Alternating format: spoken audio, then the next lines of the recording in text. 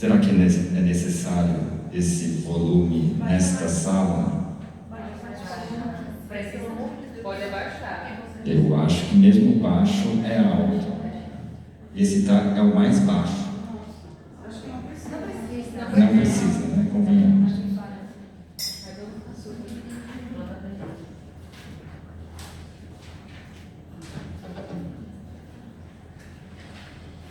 Tá, vou começar. Boa tarde, primeiramente. Agradeço muito a oportunidade de estar aqui junto com vocês. Para começar, eu vou apresentar o coletivo Liberta Elas para vocês conhecerem um pouquinho. Liberta Elas é um coletivo de ativista antipunicionista, abolicionista, que acolhe e acompanha mulheres que passaram pelo cárcere e familiares. O coletivo foi fundado em 2018 por Juliana e sua irmã Clarissa Trevas e mais pessoas. Na cidade de Recife, estado de Pernambuco. O coletivo faz ações dentro dos presídios. A gente leva kits de higiene para mulheres que não têm visita, leva um lanche gostoso, leva um afeto, e o mais importante, a gente vai para escutar elas, as mulheres aprisionadas. Fora isso, a gente faz ações fora com nós, com mulheres, que fazemos parte do coletivo. A gente participou de entrevistas, fez podcast, fez muitos fanzines. A gente fez um documentário em 2023 e o ano passado a gente escreveu nosso primeiro livro, que está aqui, Escritas para Libertar, e a gente fez o lançamento em agosto deste ano. Então, isso, resumido, Liberta Elas é isso, e eu sou parte. Eu estou aqui para representar o coletivo. Agora vou me apresentar. Eu sou Rocio, sou artista da rua, eu faço arte circense. Eu sou uma pessoa nômade, natural da Argentina, mas eu me considero uma pessoa nômade porque eu gosto muito de viajar e eu acho que eu não tenho um canto específico para me identificar. Eu acho que sou um pouquinho de todos os lugares que eu já conheci. Atualmente eu moro no Recife, Pernambuco, e eu sou sobrevivente do cárcere. Eu fui presa em 2022. Eu fui acusada de uma tentativa de homicídio agravado por me defender da agressão de um homem que ele me agrediu quando eu estava dormindo na rua. Em 2023, eu fui sentenciada por uma lesão corporal grave e eu fiquei 2 meses no presídio e eu fiquei 2 anos e 1 mês de tornozeleira. E eu tirei a tornozeleira o ano passado. Eu conheci o coletivo em 2023, na marcha do Dia da Mulher, 8 de março, e eu amei. Assim, eu estava marchando sozinha e eu confesso que nesse momento eu tinha vergonha da minha condição de estar de tornozeleira e eu evitava assim, passar desconforto, aí eu botava um lenço por cima para as pessoas não perceberem o tornozeleiro. Aí quando eu vi a marcha, um monte de mulheres com tornozeleira, eu me identifiquei muito rápido. Aí eu tirei o lenço e eu me uni assim na hora, assim. E eu acho que foi um ato assim, de empoderamento, sabe? Eu acho que o Liberta Elas me ajudou muito assim, para me empoderar, eu não sentir mais vergonha dessa situação. E é isso. Aí, agora, focando na questão do gênero, eu trago uma perspectiva de autodefesa, que é o que me levou à prisão. E quanta injustiça tem na hora das mulheres nos defender. Eu, como uma mulher viajante e nômade, já passei muito assédio, passei muita coisa. Eu já, infelizmente, tenho muitas companheiras, parceiras que foram assassinadas. Então, eu me encontro muito nessa situação de, nossa, eu minha vida está em risco e se eu me defendo eu vou presa. Então, tipo, é como se só tivesse essas duas opções, sabe? Você ou é presa ou é morta, sabe? E eu me questiono muito assim, eu sou uma pessoa bem depressiva também, e tem muitas vezes que essa questão da injustiça que a gente vive no dia a dia enquanto mulher me desanima muito, assim, muitas vezes eu quero desistir, fico bem desanimada, sabe? Porque eu não vejo uma mudança, assim, eu vejo que uma prevenção para essa violência. E eu fico nessa paranoia no meu cotidiano, trabalhando na rua e estando assim vulnerável a esse tipo de perigos, né? Aí, desculpa, gente, que minha cabeça vai muito mais rápido que minha fala e aí eu desculpe o portunhol também, se alguma pessoa não entende alguma coisa, pode perguntar.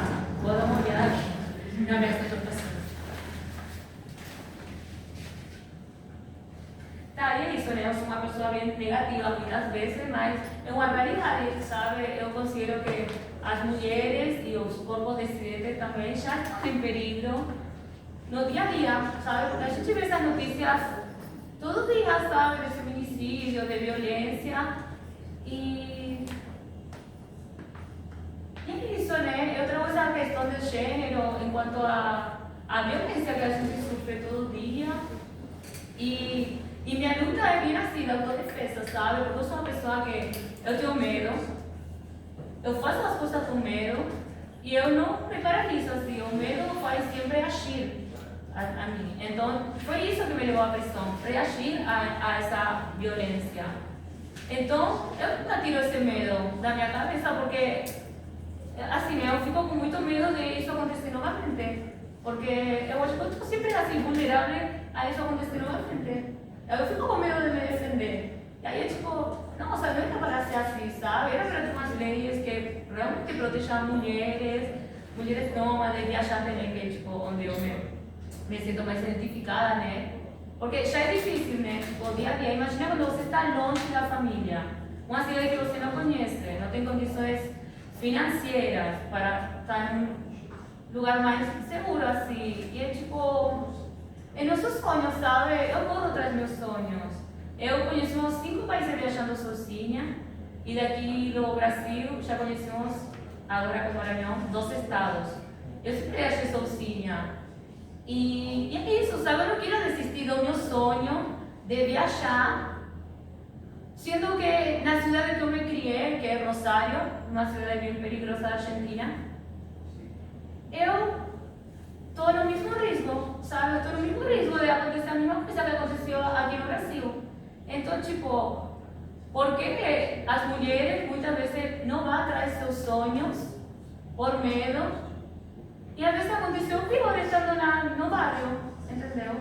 Ou dentro da casa com o namorado, porque a gente vê essas notícias, né? E ainda nós, mulheres viajantes, nômades, carregamos com muitos comentários negativos das pessoas, sabe? Quando eu falo que eu sou andarilha, é tipo, nossa, a doida, sabe? Tipo, por que você não arruma um marido, uma família? Por que você não tem uma vida mais tranquila, mais normal? Mas, quando um homem viajante sozinho, nossa, ele é corajoso, nossa, ele é aventureiro, ele saiu da sua zona de conforto, ele vai para seus sonhos, sabe? Essa questão do gênero está presente em todos os âmbitos da vida, sabe? Incluído no presídio também. Tipo, fora do presídio, dentro do presídio, na casa, na rua, em todo canto. E é algo que a gente afronta todo dia, né? E só que tem pessoas que estão mais vulneráveis a esse tipo de violências, assim.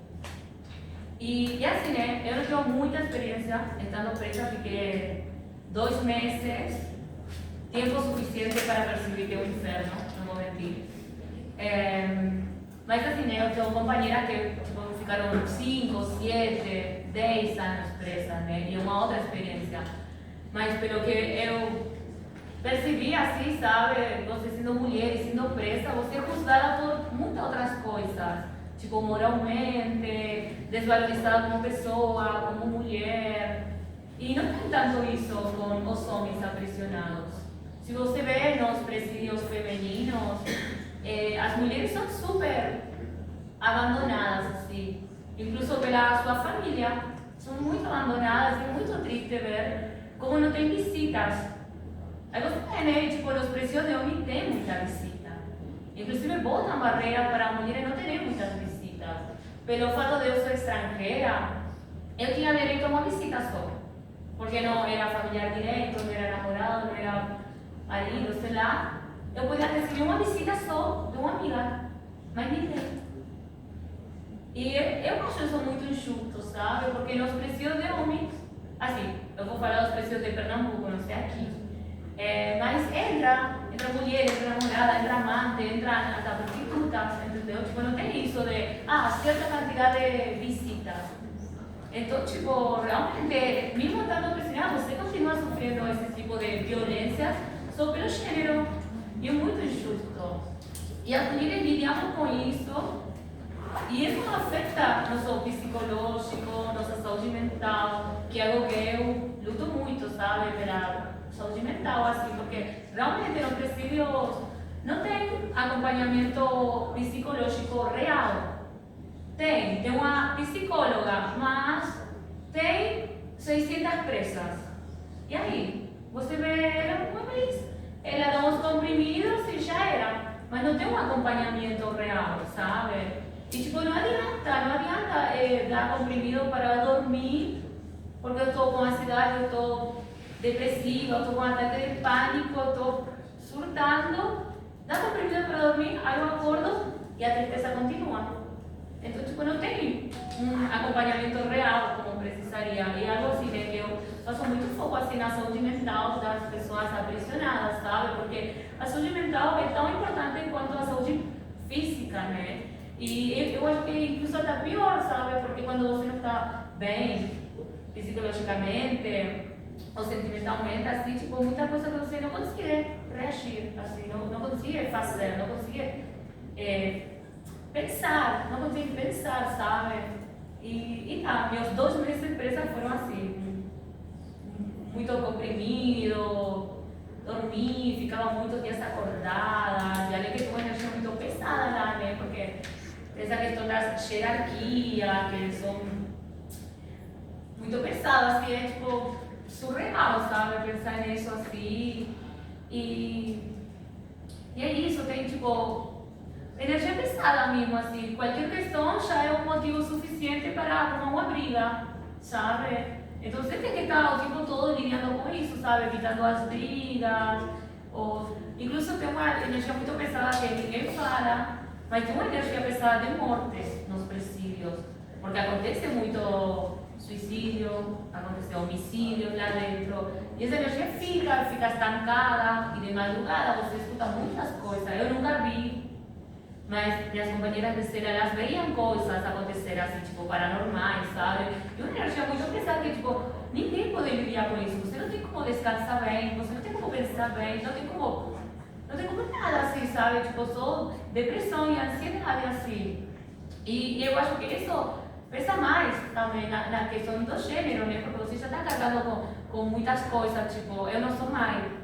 Mas a maioria das mulheres que estavam aprisionadas comigo eram mães. Elas sofriam muito por isso, sabe? Estar longe de seus filhos, assim.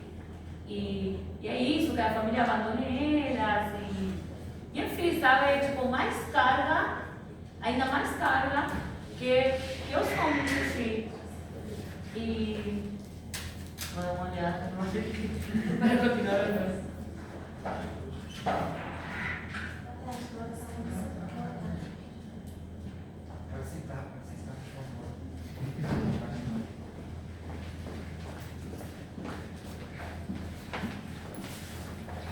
Tá, gente, vou ser sincera, eu fiquei um pouco bloqueada, eu vou terminar minha fala, mas assim, eu queria saber o que você acha, não sei se ela vai falar,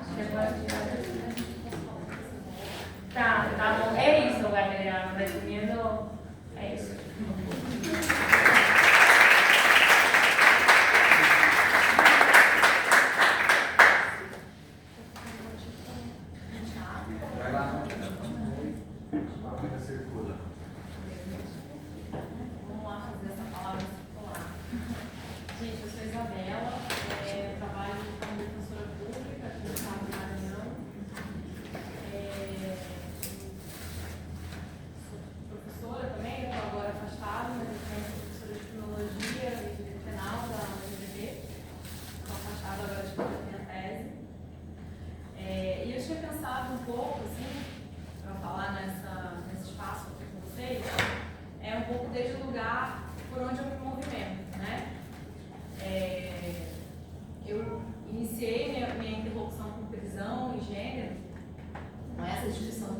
partir da criminologia, que é onde eu me ensino, né, também como professora e pesquisadora. E a minha ideia de ser defensora pública, a minha vontade de ser defensora pública era exatamente para poder atuar no sistema prisional, atuar com prisão, atuar com direito penal. E quando eu fui estudar, quando eu estudei criminologia na faculdade, parece que aquilo que me inquietava fez um pouco de sentido, né? Porque tem muita gente do direito aqui também, que eu sei, né? Então, assim, eu fiz faculdade de direito, fiz um ano de ciências sociais, fiz um ano de sociologia, eu voltei para o direito e ficava naquela, assim, mas o que eu quero fazer tem a ver com qual área, com qual campo, né? E eu percebi que estava ali articulado entre as duas áreas, né? E foi na criminologia que eu desenvolvi, assim, um olhar crítico sobre aqueles problemas que eu via no sistema penal, né? E aí aqui acho que a maioria estava na conferência da manhã, na palestra da professora Brino, né? Então aquilo ali já eram algumas questões que me incomodavam, né, no olhar sobre a prisão. E tendo vindo do Rio de Janeiro, né, um lugar onde a questão da violência urbana é muito pautada pela opinião pública, né, a questão do combate do Estado ao crime, né, materializado na ideia de facção, né, mas que recai sobre uma população periférica, vulnerabilizada, majoritariamente negra, moradora de periferia e favela. Então aquilo era algo que no meu dia a dia me impactava, né? A Lívia, que é minha colega, defensora pública também, que está aqui comigo, a gente fez parte do mesmo grupo de pesquisa na graduação, a gente fazia parte do grupo de pesquisa de criminologia, em que a gente tentava desenvolver olhares críticos, né, sobre o sistema penal. E os nossos orientadores eram o professor Nilo Batista e a Vera Malaguti, né, nesse nosso grupo. Né? E aí eu acho que assim, foi um privilégio enorme poder tão cedo aprender com eles.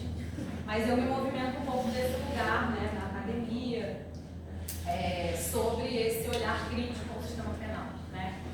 E o que me interpelou a pensar a criminologia feminista, na época, quando eu estava na graduação ainda, foi a edição da Lei Maria da Penha.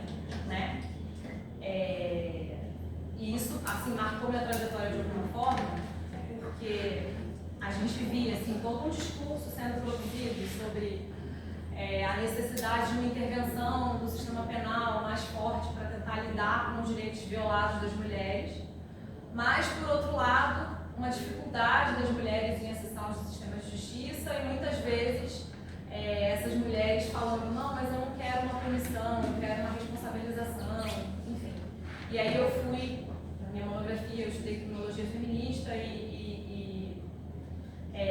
o impulsionamento de vozes, né, sociais demandando um sistema punitivo que é, como a gente sabe, né, um sistema, para além assim, de muitas coisas que a professora Gwen falou na parte da manhã, né, sobre o que significa a punição como um todo, para quem ela serve, o que ela representa, o que ela materializa.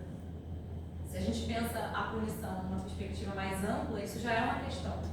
E aí quando a gente pensa desde a realidade do capitalismo periférico no Brasil, né, no Rio, no Maranhão, em que penitenciárias superlotadas, condições extremas de vulneração aos direitos humanos, então isso tem um peso ainda maior. Né? Então o que me provocava a pensar era, bom, como é que a gente, nessa vulnerabilidade de gênero, demanda o sistema penal para buscar alguma proteção, sendo que o sistema penal vai produzir dor e sofrimento, né? Sobre aquelas pessoas que já são, para as quais já é produzido dor e sofrimento também fora do sistema penal, por um sistema extremamente desigual em que a gente vive, né? Um sistema capitalista que produz desigualdades de raça, gênero, classe, socioambientais, enfim. Então, o meu diálogo com a criminologia feminista vem daí, né? Então eu fui tentar problematizar sobre isso, né? E hoje em dia, e aí no mestrado eu estudei a questão, né, o desenvolvimento, né, no meu trabalho, né, como defensora pública, como processos criminais podem falar sobre sistemas de desumanização na cadeia, mas também quando a gente olha isso para dentro do processo pensando uma perspectiva que leva em conta a centralidade da questão da raça nesse processo.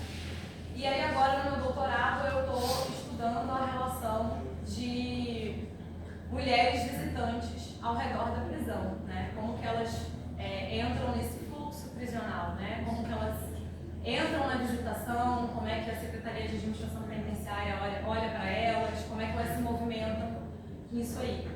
E aí por que eu pensei isso, né? Para tentar conectar com a minha trajetória, já que é o que eu estou tentando trazer para falar um pouco sobre prisão e gênero.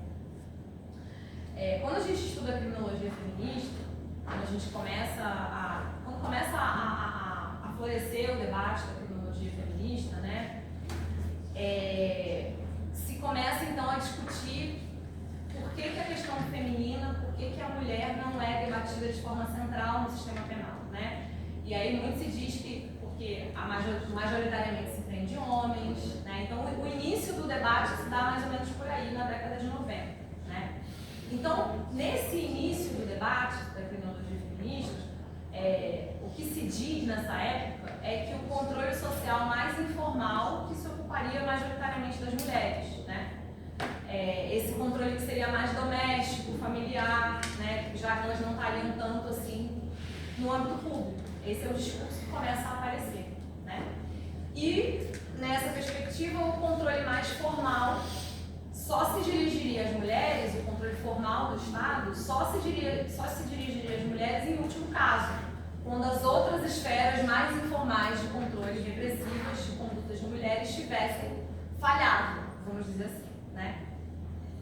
E isso era um pouco corrente na criminologia feminista na época, né? Só que isso vai sendo desconstruído ao longo do tempo, né? Começa assim, então, a se perceber muito, algumas criminólogas brasileiras começam a questionar isso à luz do debate sobre a centralidade da mulher negra, né, no âmbito público desde a escravidão, né? Se começa a dizer assim, não, a mulher negra ela não é a mulher que está colocada no controle doméstico, ela é uma mulher que é obrigada a trabalhar, porque o trabalho é um trabalho exploratório obrigatório, né? No caso da escravidão, e se começa a questionar, mostrando o discurso, por exemplo, da criminologia positivista, do Nina Rodrigues, por exemplo, aqui, né?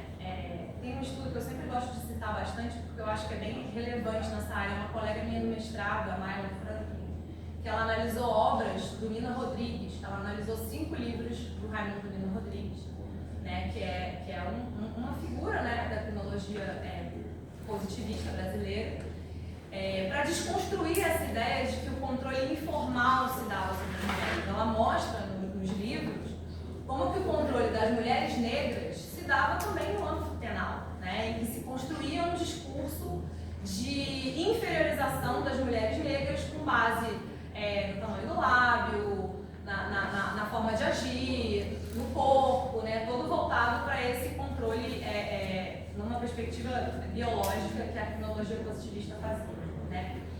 E aí se começa então a falar, né, pensando a centralidade da mulher negra, né, a se questionar essa situação em relação à criminologia feminista. Bom, a gente não, esse discurso de que o controle informal se dá sobre as mulheres, ele é um discurso racializado. Você pode até pensar isso para mulheres brancas, mas para mulheres negras, as mulheres negras sempre tiveram ali com força, tendo sua vida, sua subjetividade, seus corpos, suas formas de viver controladas pelo sistema punitivo, né, público. Então,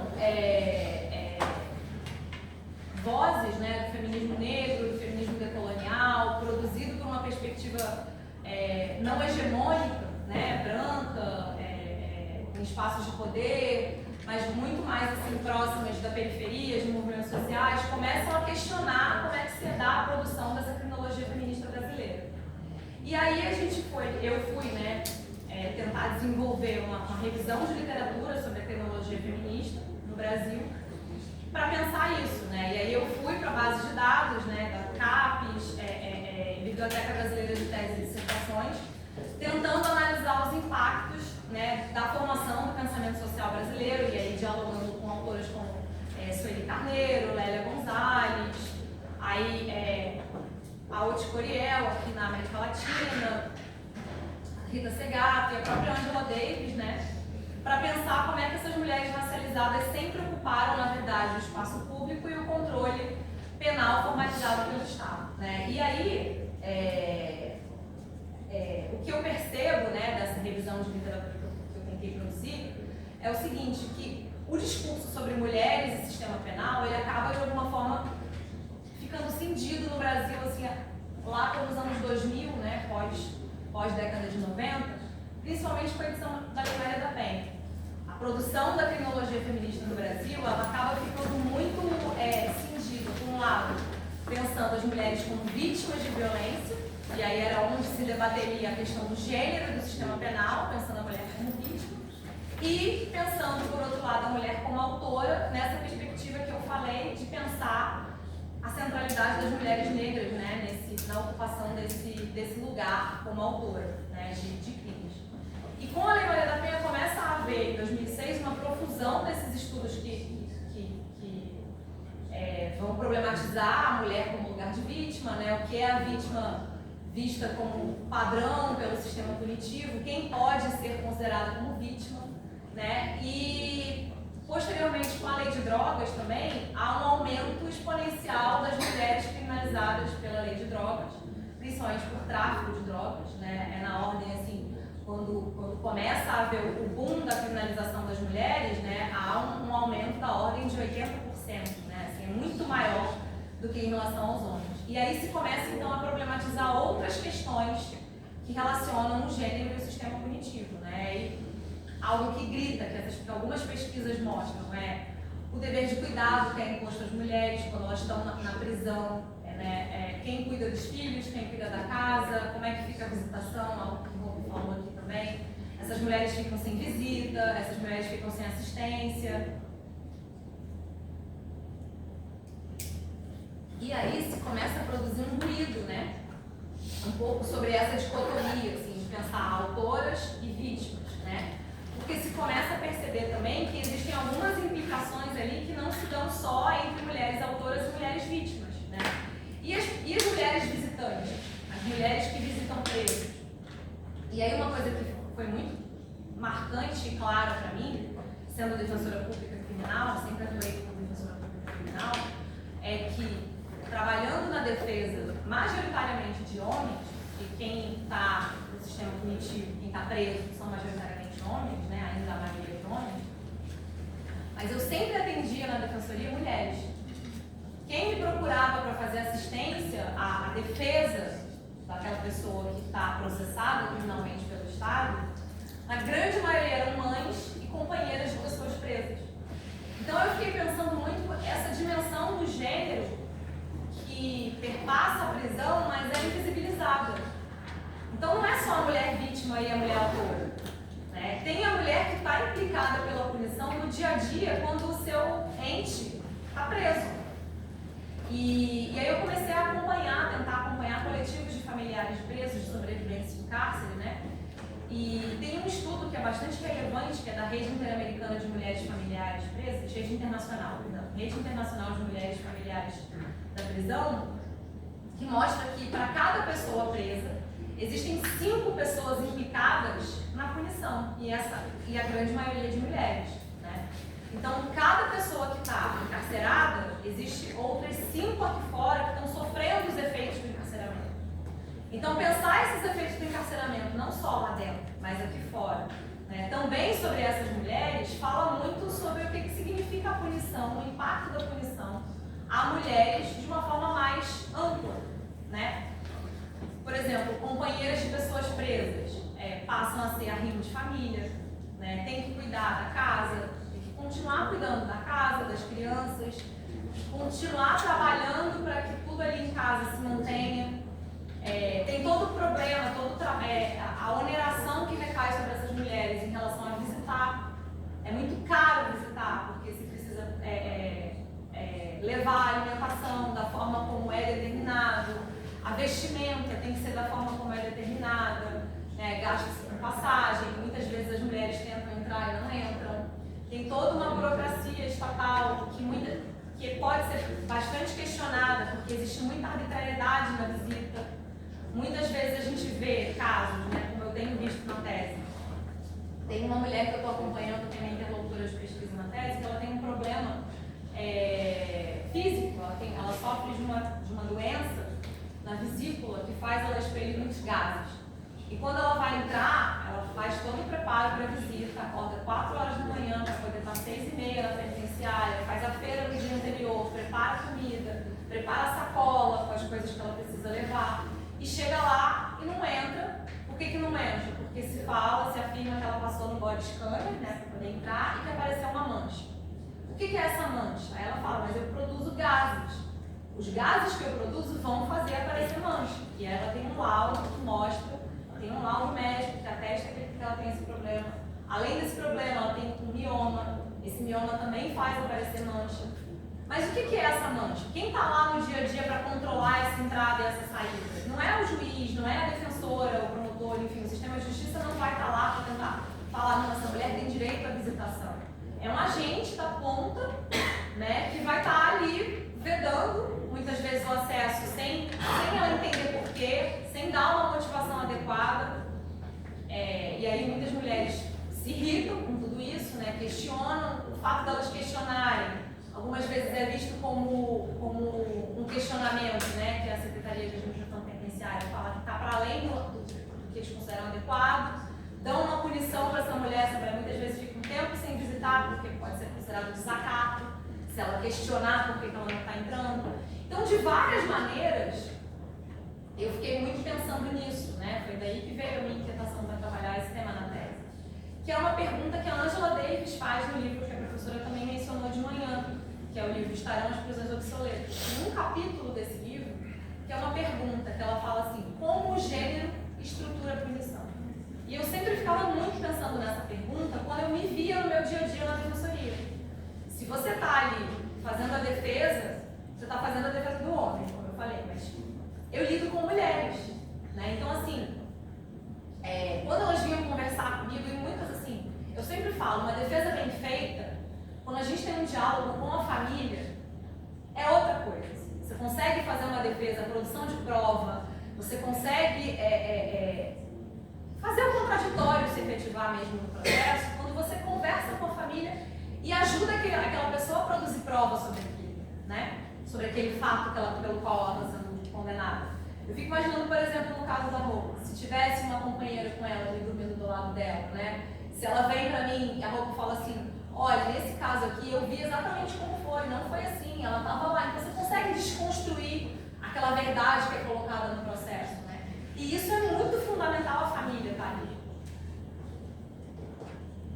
Só beber água que a boca tá seca.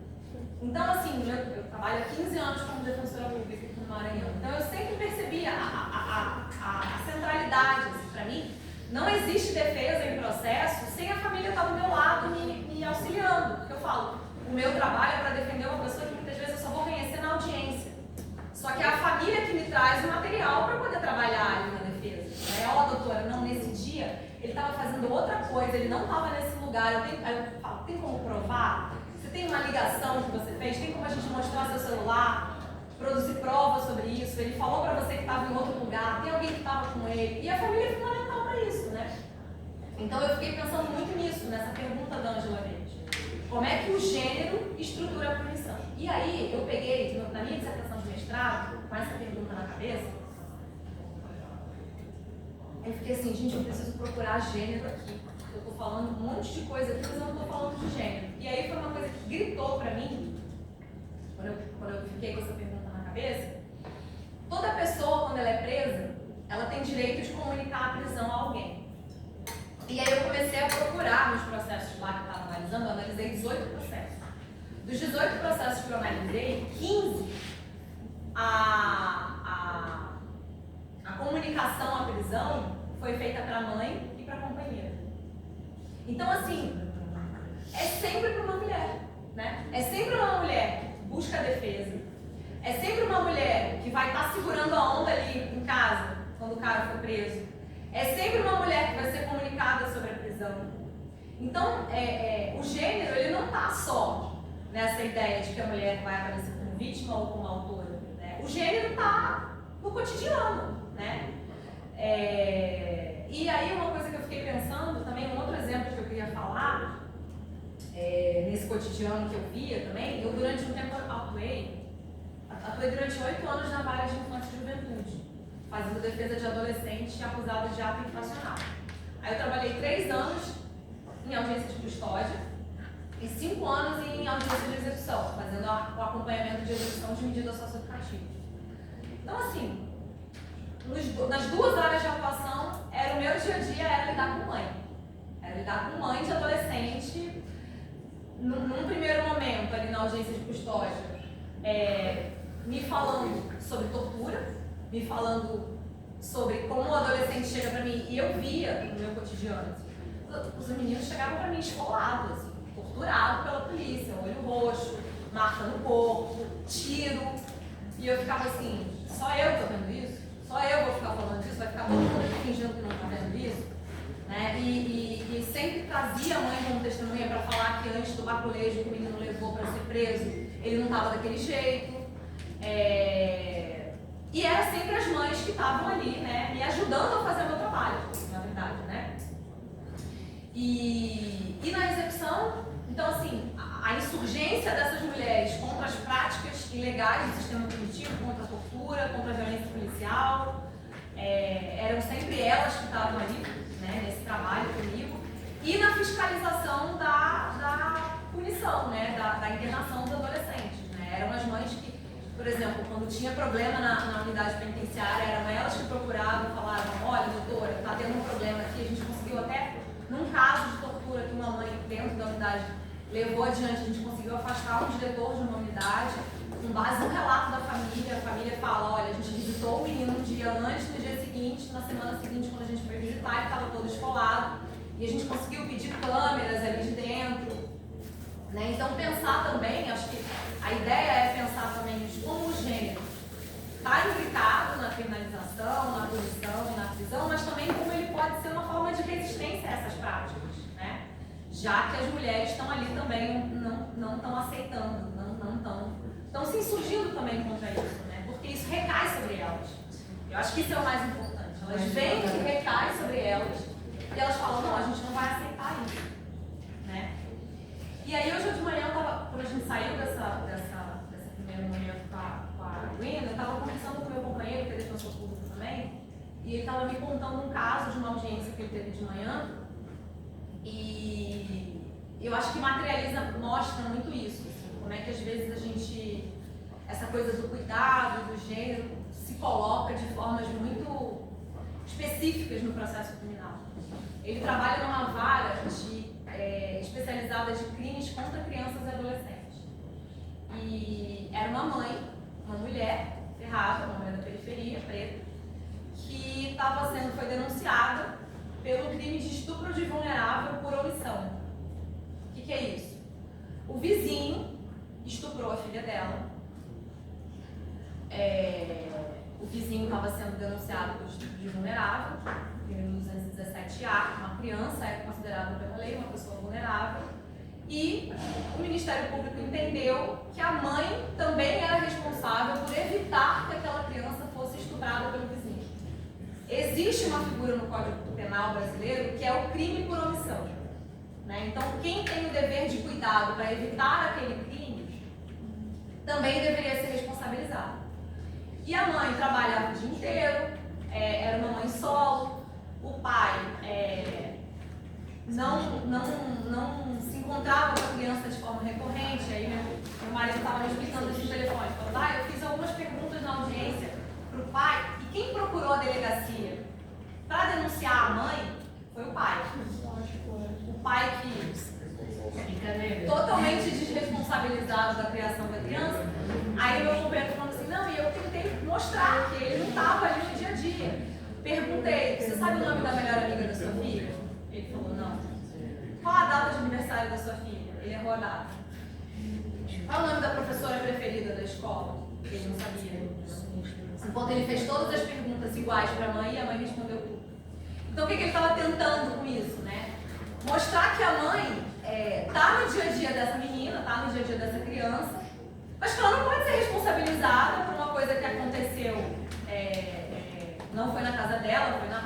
mas era um vizinho, era uma pessoa próxima.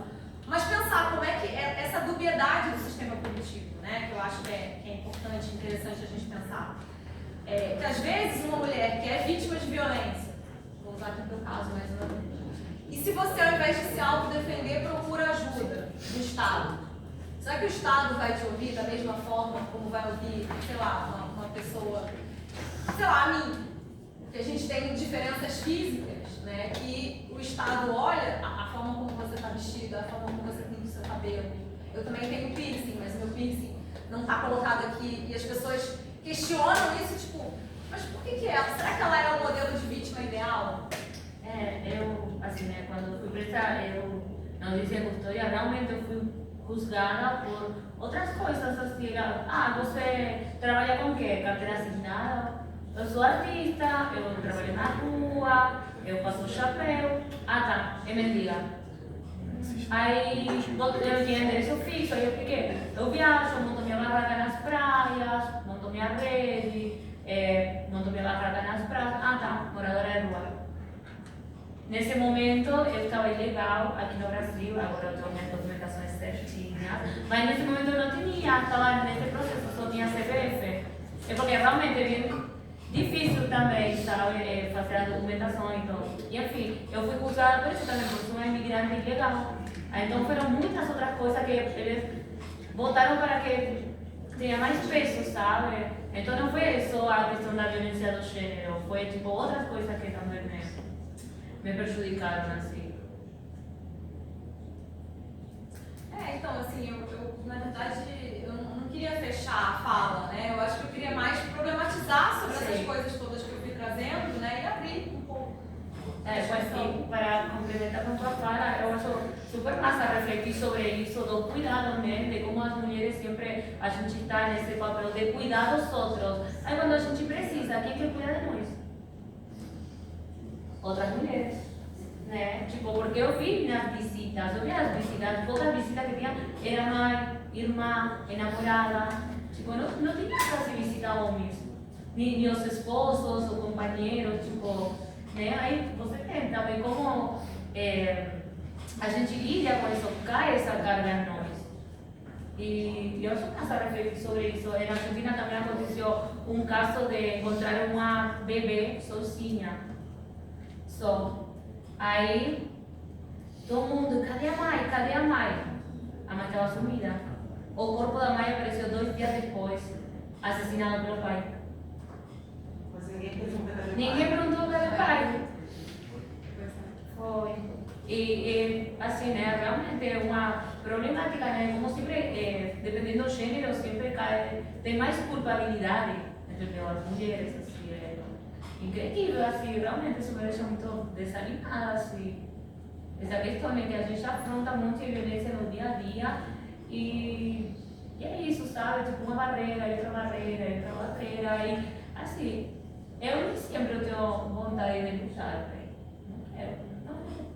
Só quero ter a saúde mental, levar minha vida de boa, não mexo com ninguém, tipo, só quero estar tranquila, sabe? Mas é como se sempre tivesse essas provocações, assim. E a gente tem que lidar com isso. É muita carga assim, mental para nós mulheres e para corpos dissidentes também.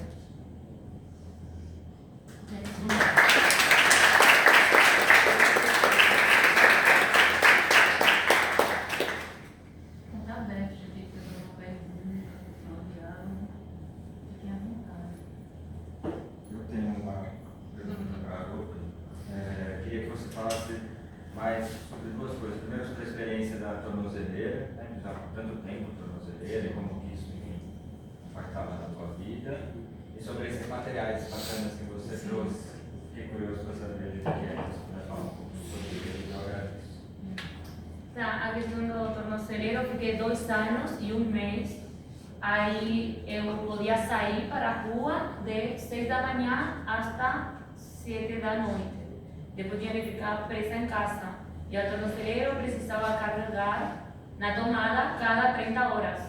Só que depois de um tempo, tipo a partir de 6 meses, já a carga, a bateria do tornozeleiro, ele não fica 30 horas, já fica 20 horas, sabe? Tipo, cada vez menos, assim.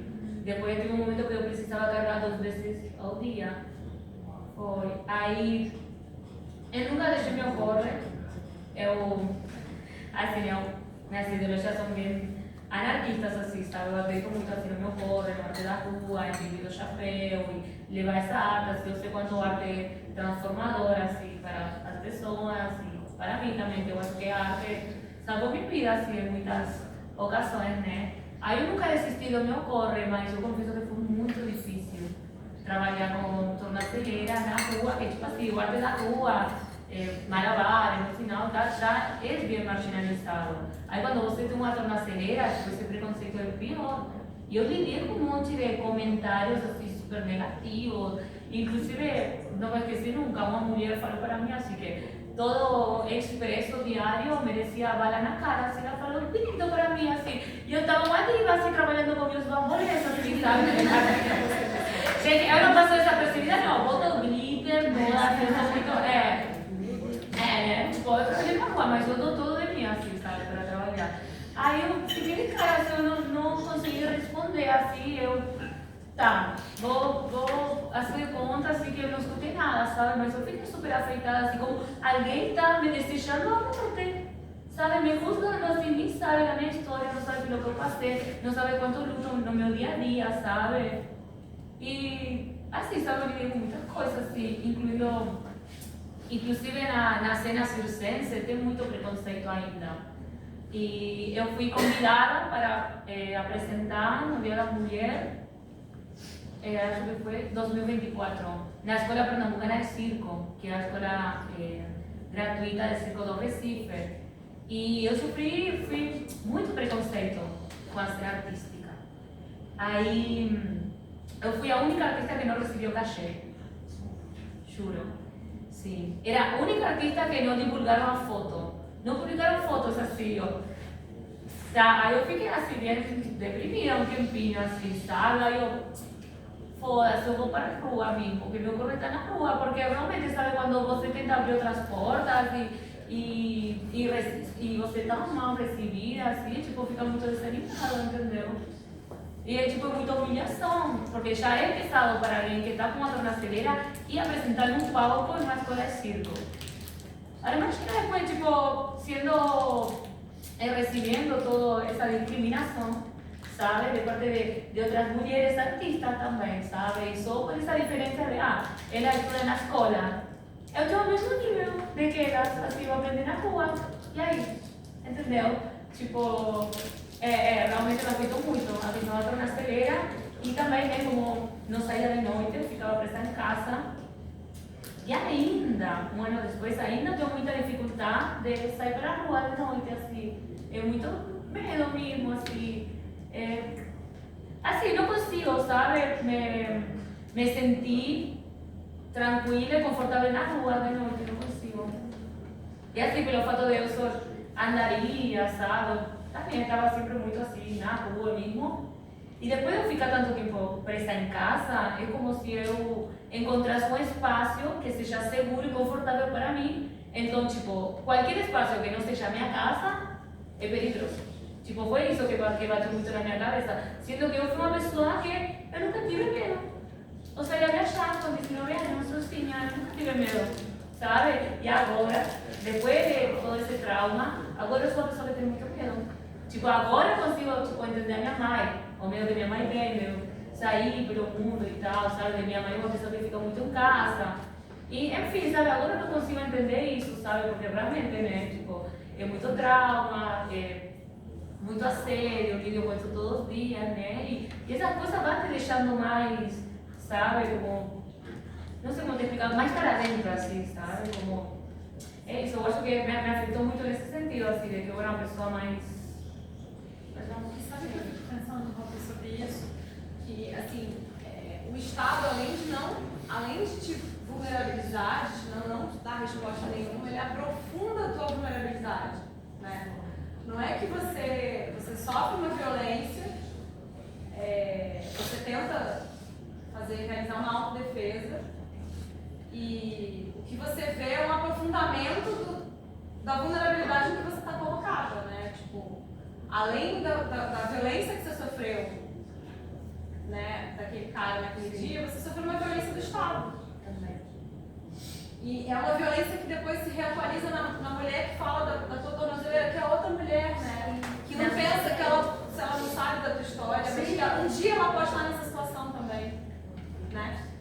Porque ela, assim, ela não tem uma segurança de que aquilo ali não vai acontecer com ela, né? E eu acho que tem uma outra violência, que é assim, ao colocar a tornozeleira, você condiciona que você deixe, o Estado condiciona que você deixe de ser nômade, como você se declara, né? Então, assim, você tira uma parte daquilo que é a pessoa.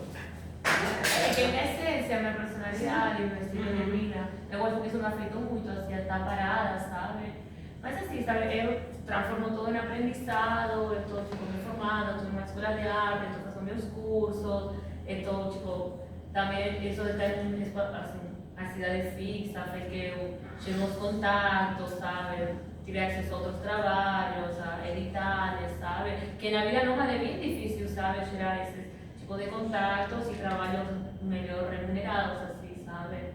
Então, tipo, eu consegui achar sabe, dessa experiência ruim eu consegui, assim, muito aprendizado, assim, mas nem todo mundo consegue, sabe? E nesses anos também eu perdi muitas parceiras que viajam sozinhas, assim, companheiras que foram assassinadas, feminicídio, e a maioria foi aqui no Brasil.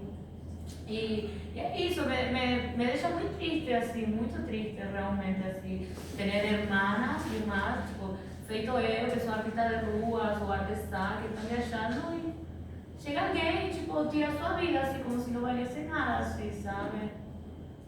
Eu tive também um pensamento quando foi essa relação com a tornozeleira, que sobre a casa da residência fixa, você teve que arcar com isso, como que tu fez? Porque isso também eu cheguei como uma forma de o Estado tipo não era utilizado, porque ele teve que te obrigar a arcar com esse gasto que é com a residência. Você já tinha residência da maneira como se fazia.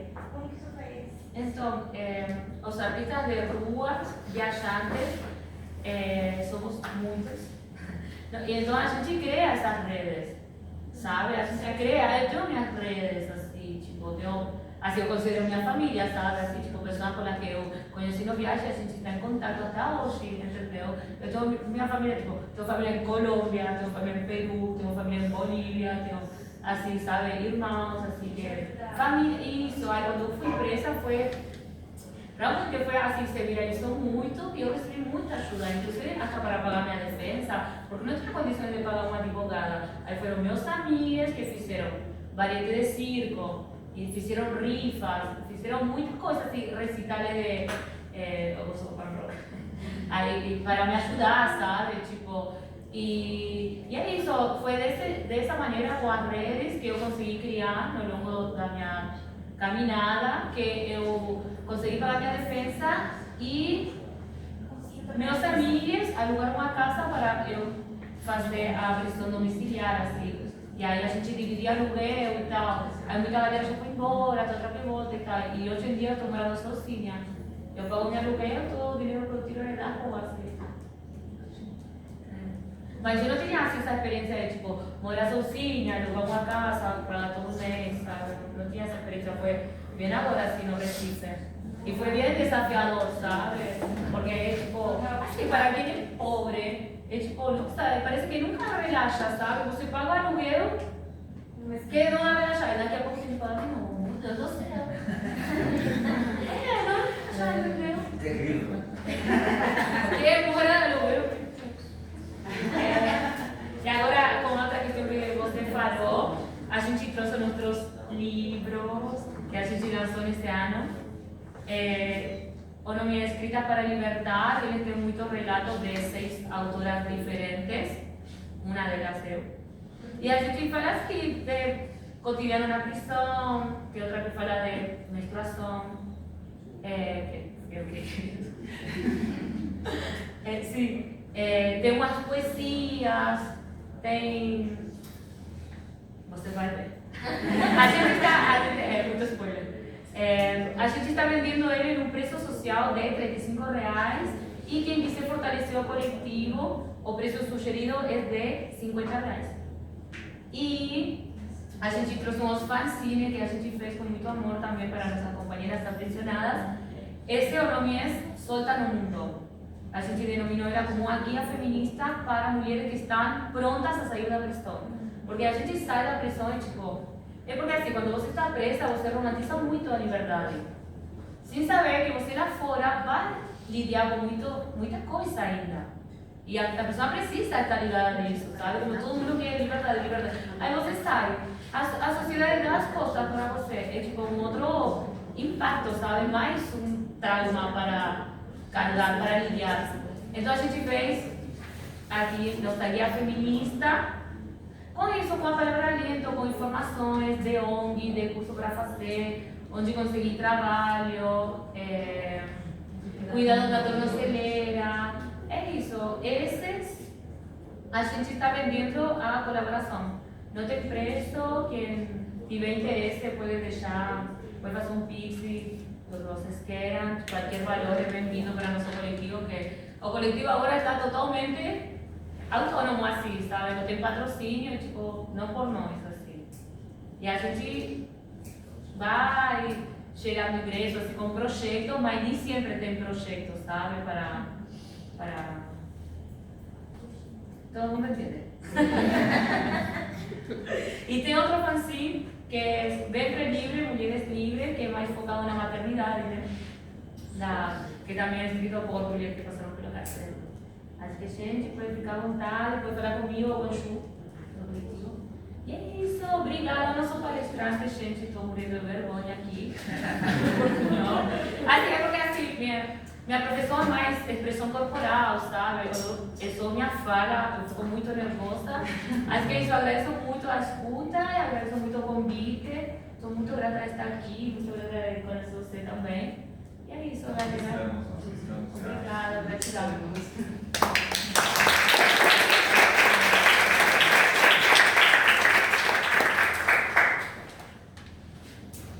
Eu queria recuperar um pouco.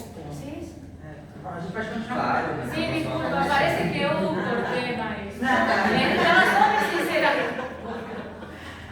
eu queria recuperar um pouco que ela falou da autodefesa feminina e ligar no que a Isabela estava falando da Lei Maria da Penha e tal, né? Porque as pessoas não tão jovens quanto as alunas, elas vão se lembrar de uma época que a gente não tinha a Lei Maria da Penha, né? Assim como um suporte, né? E assim, eu assim, pensando que minha adolescência foi nos anos 90 em São Paulo, a gente fazia, tinha uma rede, a gente se organizava em rede, eu e outras mulheres, que precisavam pegar o ônibus todos os dias e tal, o metrô, para trocar táticas de defesa dos abusos. Porque assim, rolava muito abuso em ônibus. E assim, desde a lapiseira que tem a ponta de ferro para você enfiar no cara, sabe assim, como que a gente faz isso, e não sei o que. Então, assim, eram táticas assim que a gente trocava. Por quê? Porque a gente não tinha, né? Era isso, né? Então, meio que, não estou falando que era todo mundo assim, né? Mas assim, tinha uma coisa também de aprender a se defender, né? Tipo, eu fui fazer Muay Thai, agora eu não, e assim, foi necessário, né? Agora, tem uma mudança, eu acho que em algum momento, né, de, sei lá,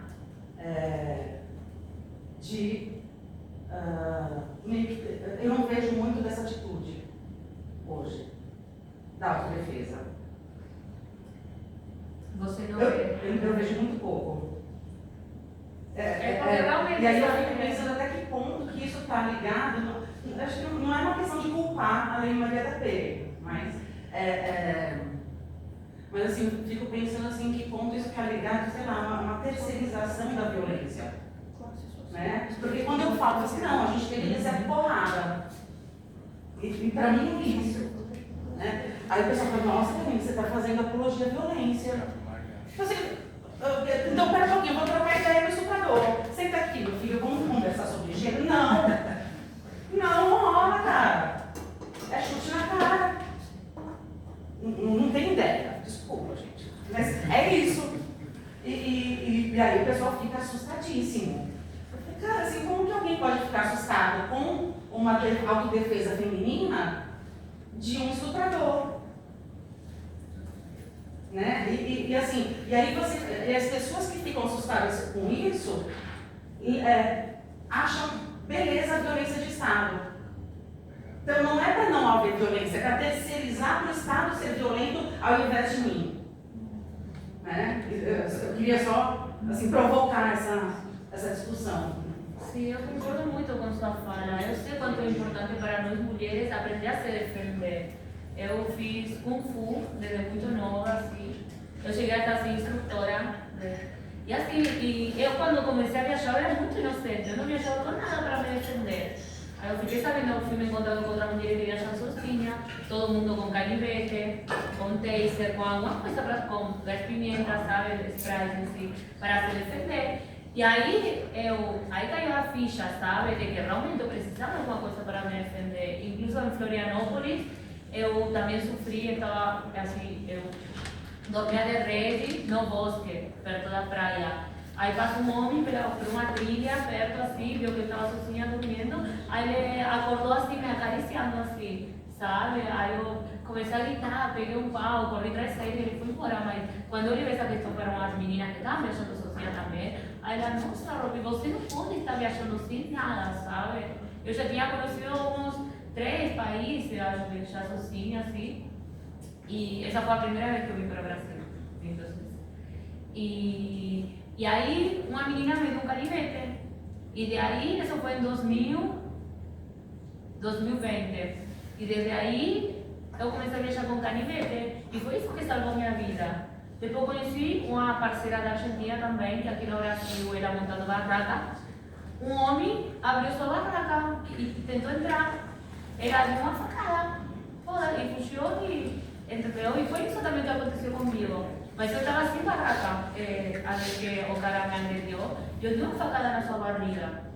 E foi isso que me salvou a vida, assim. E eu sei quanto é importante, mas eu fiquei com tanto trauma. Gente, eu vou mostrar para você, porque realmente eu vi um paranoia.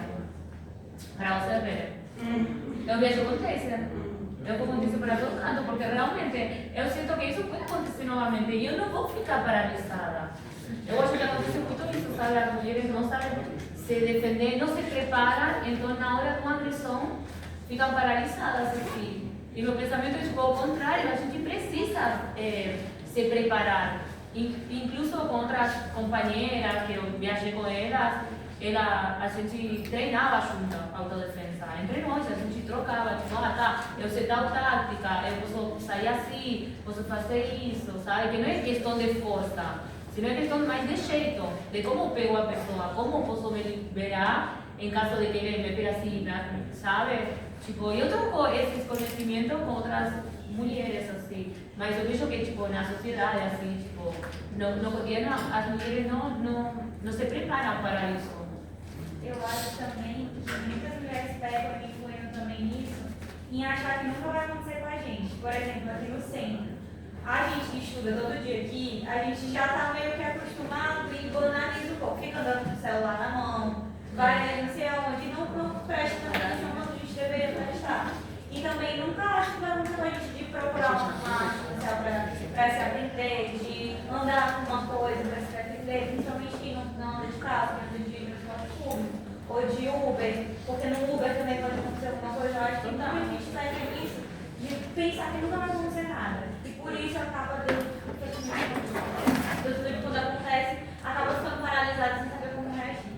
Porque também é muito fácil falar, se aconteceu alguma coisa, eu, por exemplo, fico brincando lá em casa, se eu estou numa rua escura, alguma coisa aparece alguém na minha frente, eu estou dirigindo, eu não vou parar, eu vou passar por cima. Mas será que naquela situação eu vou ter essa ação de fazer isso, se eu não me preparar psicologicamente? Entendeu? Então acho que a gente pega nisso também. Fisicamente. Porque a questão de se preparar também não é só psicologicamente, sabe, para isso. Quando você está treinando, você tem esse contato de corpo com corpo, que no dia a dia a gente não tem, sabe? Não está, tipo, midindo a força com outro corpo, sabe? Então, quando você se prepara, tipo, você sabe como lidar com essa força, com essa adrenalina, sabe? Eu acho que também a questão é essa, não, assim, né, tipo... Isso não quer dizer que eu vou ganhar a briga, né? Que eu vou ganhar essa pelea assim, né? Mas eu vou ter a possibilidade de me defender, entendeu? E de agir, que é o mais importante, assim, de agir. Boa tarde, tudo bom? Eu concordo com a professora Karina, que já se retirou daqui nessa questão, porque é o seguinte, em 2014 eu fui seguida por um morador do meu bairro. E era um horário assim de basicamente meio-dia, que o sol tá a pino em São Luís e não tem gente na rua. E eu andando devagar e ele andava devagar na minha frente de bicicleta e eu olhava para trás. Só que nós mulheres, a gente sente quando é para furtar e quando é uma questão sexual. Aí eu mudei de trajeto até onde eu pude e percebi ele esperando num lugar que eu deveria passar. E eu sabia que não tinha ninguém em casa. Aí o que eu fiz? Eu pedi pro comerciante e pro moço que trabalhava na carroça, né? Pra me deixar em casa, na minha porta, porque ele parou num comércio que eu tinha que passar. Isso aconteceu, era fevereiro de 2014. Durante outros meses, esse homem... Aí eu cheguei em casa, eu liguei pro meu pai perguntou se eu já conhecia esse homem, eu disse que eu nunca tinha visto, entendeu? Quando os meses se sucederam, eu vi aquele mesmo homem, eu tava aqui na parada de ônibus, ele ficava bem aqui, numa certa distância.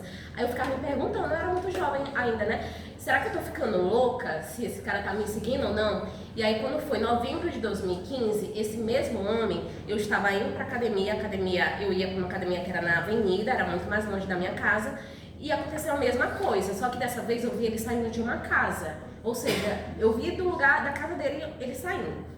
E eu fiz a mesma coisa, eu mudei de trajeto até onde eu consegui, detalhe, era 7h30 da manhã. Ele simplesmente parou num lugar que eu teria que passar, né? E mostrou uma faca aqui na cintura, levantou a camisa e mostrou uma faca. E eu falei bem alto, eu vou denunciar você, você é um louco, não é a primeira vez que você me segue. Ele simplesmente disse que meu corpo ia aparecer num saco de estopa, ele me ameaçou de morte. Eu corri pra casa, porque minha mãe ainda estava em casa, e nós fomos para o PP lá do bairro, né, do Bom Jesus. Nessa que a gente chegou lá, falamos com os policiais e pegamos ele na mesma rua que ele me ameaçou, basicamente. Ele estava vindo do Coroado, ele deveria ter ido na Feira do Coroado. E aí o que aconteceu? Esse cara, ele já me seguia desde 2014, ele sabia mais sobre mim do que eu sobre ele. Na minha casa só mora eu, minha mãe e minha irmã, e morava um cachorro naquela época. E quando a gente chegou lá na UPP de volta, não demorou muito, meu pai chegou, meu pai é policial. Esse homem, ele ficou encarando a mim, a minha mãe, meu pai na delegacia. Eu passei 1 mês e meio sem conseguir sair de casa se eu não tivesse acompanhada, entendeu? Quando chegou a audiência foi coisa de mais de 6 meses depois. E aí na época eu tava de rolinho com um baiano, eu acabei indo pra Bahia, fiquei alguns meses lá. Mas foi uma forma de fuga, porque eu não tava me sentindo mais segura. Eu cheguei a dormir com uma faca embaixo do meu travesseiro, entendeu? Foi a coisa mais horrorosa que já aconteceu na minha vida. Então assim, se eu não fosse uma pessoa observadora, ele teria me assediado ali. E quando eu postei sobre a questão, obviamente sem foco nem nada, quando eu postei sobre a questão no meu Facebook, o que mais apareceram foram mulheres dizendo, eu conheço esse homem, entendeu? Ele não era uma ameaça pra mim, ele assediava as meninas da escola lá perto do meu bairro, ele assediava as mulheres vindo da academia. Uma colega que treinava comigo falou que ele tinha passado por ela e dito que aquilo não era roupa de mulher, que se ela fosse mulher dele, ela ia espancar ele. Ele iria espancar ela de manhã, de tarde e de noite, entendeu? Na rua, do nada. Então, assim, foi algo terrível que me aconteceu. Infelizmente, a advogada acabou passando o concurso e deixou o processo. E eu e minha irmã acabamos perdendo a audiência. Mas foi terrível, porque, e detalhe, bom frisar, o delegado do meu bairro, o escrivão, queria me coagir a desistir, porque ele meio que fazia serviços na delegacia do meu bairro. Certo?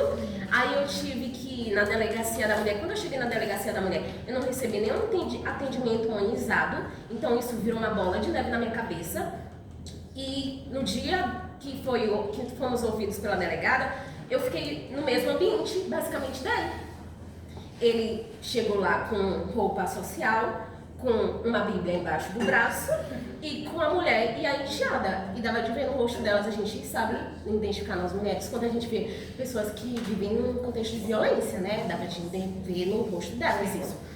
Então, assim, se eu dependesse da justiça naquele momento, eu teria morrido. Se eu não tivesse ido, passado um tempo em Salvador, eu teria ficado, eu não sei, eu acho que eu teria ficado com síndrome de pânico, porque eu não conseguia mais dormir direito. entendeu? Foi a pior coisa que aconteceu na minha vida. E aí, esse ano, depois que aconteceu aquele caso em janeiro com a moça lá na praia, que foi estuprada, eu comecei a fazer Muay Thai, entende? Porque assim eu não vou esperar que alguém me defenda.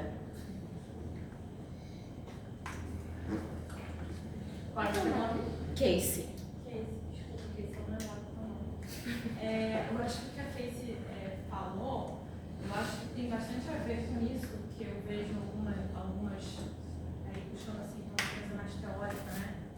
Acho que é legal pegar um relato e pensar como é que isso, pensar o impacto, né? Ver isso como impacta por exemplo, no meu caso aqui na questão da criminologia feminista, né? Tem algumas autoras que falam isso, né? Que você não pode pensar gênero numa perspectiva enviesada, assim, porque o problema que a mulher vai ter, o problema de vitimização, né, e revitimização que a mulher tem ao acessar, por exemplo, tentar buscar acessar uma delegacia, é que muitas vezes ela vai lidar com os mesmos policiais, os mesmos atores que são responsáveis, né, pela forma truculenta de abordagem, pela violência policial, pela tortura. Então, acaba que tudo faz parte de um mesmo, né, de um mesmo jogo, um mesmo sistema, assim, né? E aí, quando você fala que ele tinha relações, quando o delegado fala que você tenta te dissuadir, que ele prestava serviço para a delegacia, né? Aí, que serviço é esse? Será que ele era o X9, o informante? Porque, assim, a gente sabe que várias delegacias, a gente que trabalha com isso, sabe, porque é muito comum, cotidianamente, quando você faz pergunta, por exemplo, em audiência, mas como é que você ficou sabendo disso? Você pergunta para o policial responde, os informantes da área. Existe uma rede de informantes que é toda baseada em ilegalidades. Às vezes, troca de favores, às vezes até ameaça da própria polícia, do próprio Estado, né? E pensar como é que essa rede se estabelece nesses diferentes caminhos, né? Como é que a impossibilidade de buscar se resguardar de alguma forma, de buscar responsabilização, passa por isso. Isso é algo que a literatura, né, a criminologia feminista coloca, assim, né? Que é uma crítica que se faz, né, sobre essa dupla perspectiva, né? De pensar a vítima e pensar quando você está buscando responsabilização e a dificuldade que você vai ter em pensar que esse Estado que não está trazendo a possibilidade de responsabilização para você é o mesmo Estado que viola cotidianamente direitos, né? Então, acho que o que você falou é um caso muito emblemático sobre isso que a gente fala na teoria, né? Aí o que eu vejo hoje em dia, assim, que eu aconselho a mulheres é o que ela falou, não ficar com medo. O que esses caras querem é que a gente fique acuadinha, caladinha. Quando a gente fala, grita na rua ou ameaça, eles logo ficam com medo da gente, entendeu? Vai chamar a atenção. Por exemplo, se hoje em dia eu estiver andando no meu bairro e alguém passar de moto, devagar ou de carro, eu ameaço logo. Vou jogar uma pedra aqui. Tá querendo o quê? Entendeu? Basicamente isso. Infelizmente é o que a gente pode utilizar, principalmente em local público, quando esses caras se sentem tão... A questão é como os homens se sentem...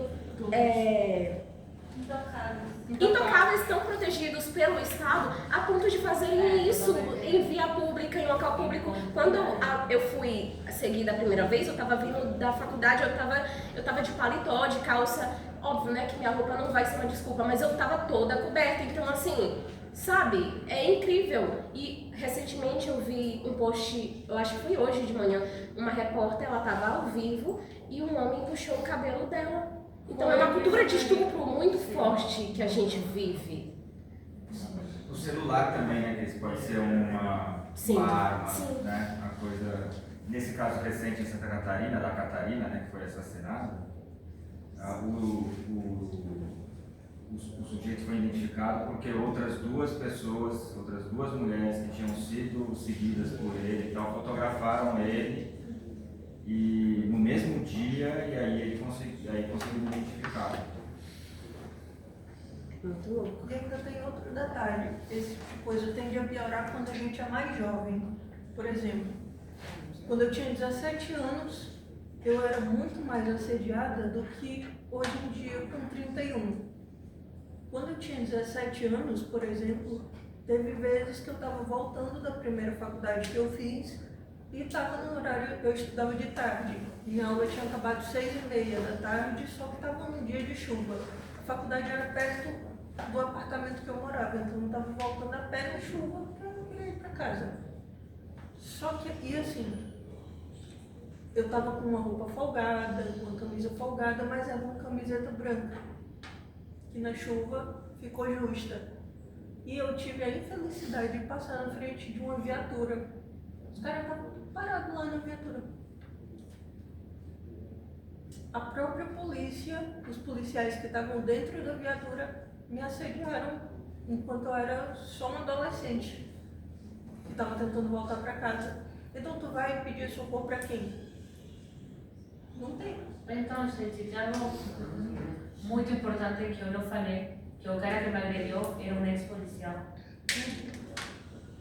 Ele era um ex-PM, assim, aposentado. E eu não tenho dúvida nenhuma que ele já fez isso com outras mulheres, assim. Ele não esperava, assim, minha reação, sabe, de eu reagir, assim, à agressão dele. Eu tenho certeza que ele queria me estuprar, com certeza. Ou fazer algo bem pior, sabe?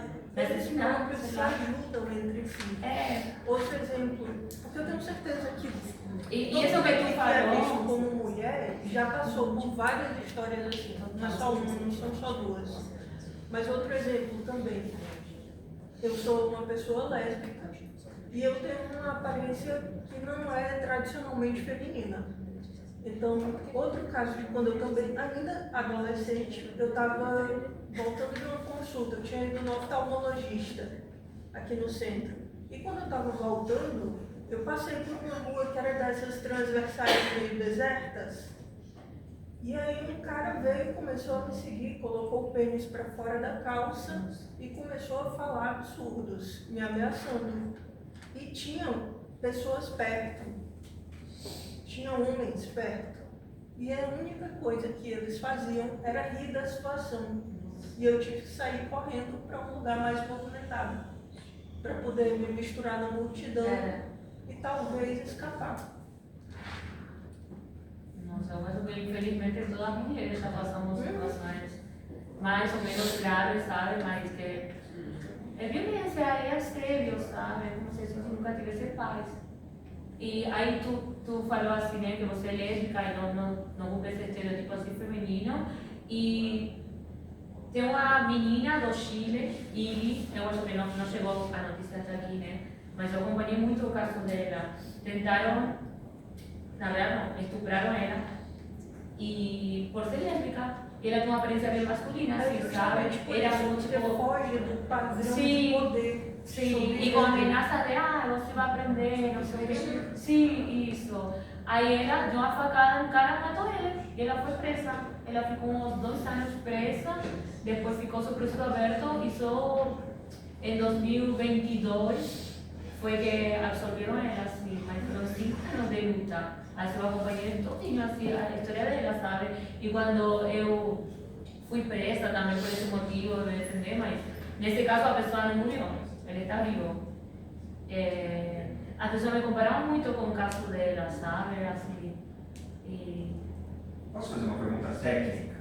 Como que eles, enfim, o promotor ou o delegado, fazem para descaracterizar a legítima defesa? Então, fui sentenciada por uma lesão corporal. Eles não querem saber que eu me defendia. Tipo, mas... Independente de por que você deu uma facada, você machucou ele. E ainda era gravado por ele ser ex-PM e porque eu fiz uma cicatriz que é tipo para a vida toda. Essa questão de ter para sempre a cicatriz da facada. Aí ficou lesão corporal grave. Assim. Porque a lesão corporal, quando deixa uma sequela na vida toda, é considerada grave. Mas então, acompanhando isso que o Rafael falou, eu também não sei como. você tem a sentença, que aí eu posso olhar e a gente, né, conversar, para pensar o que está escrito ali, né, pensar, dialogar. Um PM mata alguém na rua, a excludente de licitude é automática, quase, né? Falar, ou legítima defesa, não precisa nem fazer um trabalho muito elaborado, assim. Então, o policial, ele tem 2 testemunhos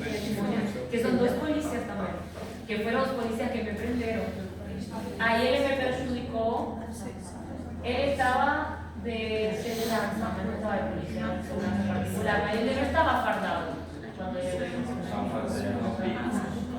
Aí esses dois policiais que me prenderam, aí eu não lembrava, sabe? Porque eu fiquei tão pânico, eu fui muito choque, assim, eu não lembrava. Mas na audiência ele falou que eu tinha mordido ele. E outro polícia falou que eu escupi ele, chutei ele, fiz tudo assim. E ele, choque, sabe? Assim, eu tenho certeza que eu fiz isso também, né?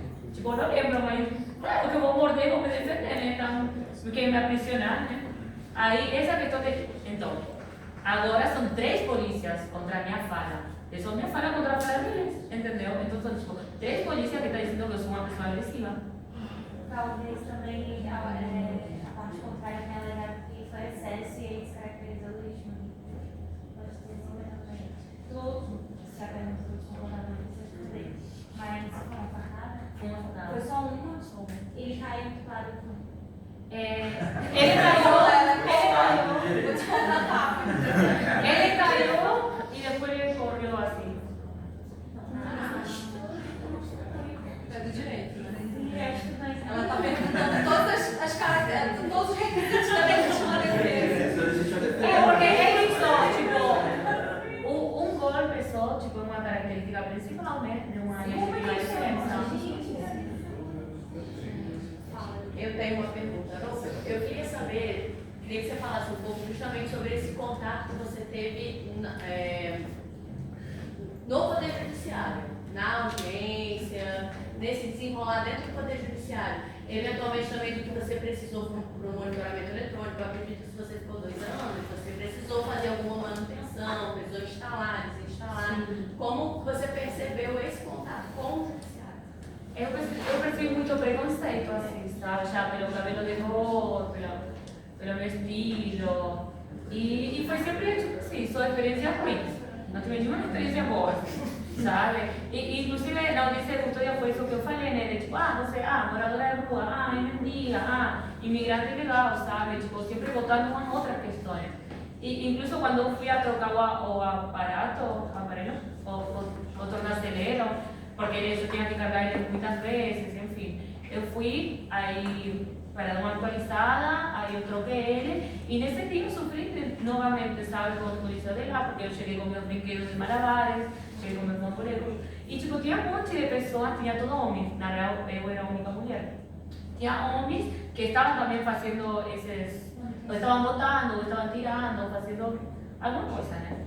E só pegaram minhas coisas para... Pediram para tirar todas as coisas da minha mochila, me revisaram, tudo isso mesmo. Então, tipo assim, eu sempre senti muito preconceito assim. E na audiência, aí a polícia disse que eu tentei matar ele da nada, assim, que eu estava drogada, assim. E aí, tipo, minha advogada conseguiu demonstrar que eu não estava drogada, não tinha drogas, e eu não tinha nenhum exame também que prevê que eu tinha drogas. E tipo, eu não conheço ele, eu nunca vi ele, tipo, porque eu vou querer matar ele da nada, assim, tipo, não faz sentido. Também por uma pessoa bem mais grande, mais forte. Aí ele disse que eu ataquei ele pelas costas. E a facada está na barriga. E aí, não, é porque realmente é muito absurdo, eu não queria saber, eu fico muito nisso, tipo, como assim, mas é isso, é tipo, minha fala contra a fala dele. Não, e eu acho que além disso, que você falou, é a sua fala contra a fala de 3 policiais e a carga que tem isso, né? O estereótipo por trás disso tudo, como ela estava dizendo também, o fato dela ser uma mulher lésbica, o lugar social em que as pessoas são colocadas, como é que isso vai para um processo, né? E no processo a gente vê assim, uma valoração de provas, de carga, assim, tem muita questão do meio social, do estereótipo, de quem é você, é o que eu estava falando, né? Quem é o tipo de vítima que o Estado está acostumado a lidar e quem que ele entende como vítima, né? Quem que ele entende como autor, né? Sendo um policial, né, ele é praticamente qualquer coisa que ele fala é verdade, né? E descredibiliza você só pelo fato de quem está ali ser um policial, né?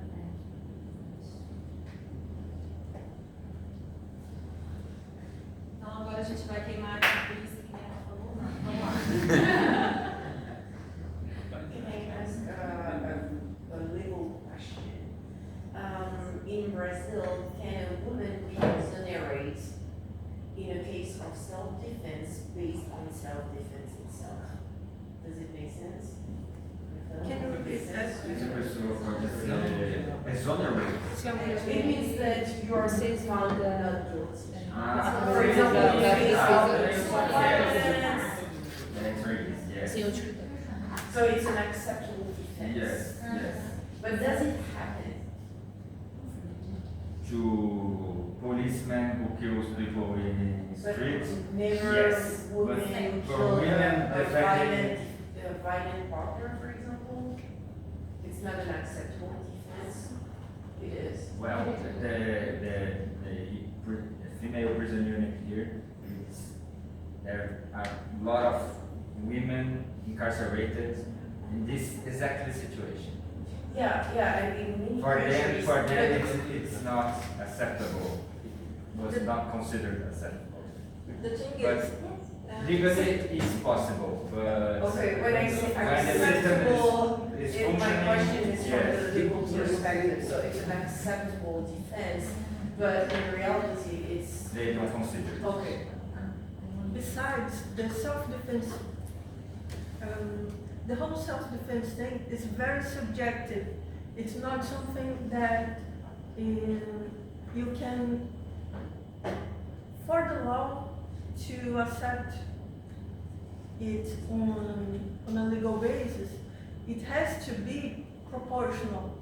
Yeah. So, but what would be considered proportional may change with according to what the judge think, according to if who was testimony was if that person was a policeman or someone with some kind of social status. So it's not a real safe measure. Like you can't go and just trust that you use it in self-defense and that you will be okay, or if your penalty will be somehow diminished because of it, you know. You will have to work hard to prove that was self-defense. The system assumes that it's just violence and just crime. You do Especially- something against your violator. Especially if you're doing that against, if you are part of some kind of minority and you are doing that to someone who, like she said, who may be a policeman, who may be someone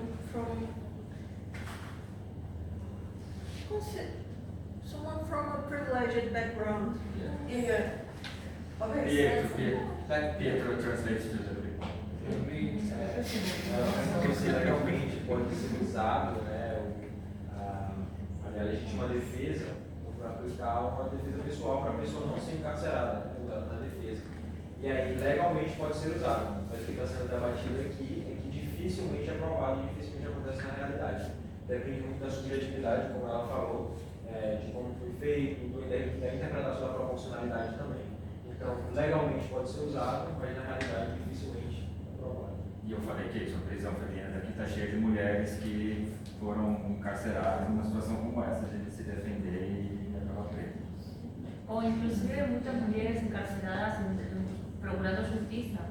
Tipo, así aconteceu un caso hace poco tiempo en Argentina de tipo un hombre que estupró una crianza y a mãe foi e matou ele. Eu acho ótimo. Porque se você tem que esperar a justiça, não vai acontecer nada. Aí não foi feita justiça. E ela ficou encarcerada. Longe da sua filha. Então, tipo, tem essa questão também que, tipo, não é uma autodefesa mesmo, mas é uma questão de procurar justiça e fazer justiça. Você, tipo, como seria o caso de Kelly, tipo, se ela atacar ele, antes de ele atacar ela. Porque a gente não vai ficar esperando, você já está recebendo uma ameaça, você vai ficar aí esperando a ser atacada. Como seria o caso, entendeu? Se, tipo, ele não Kelly, tipo, ele não, ele estava ameaçando de morte, e se eu mato ele primeiro, e aí? Entendeu? Tipo, sabe? Ou se eu dou um susto a ele. Aí, tipo, assim, eu acho que envolve outra questão também.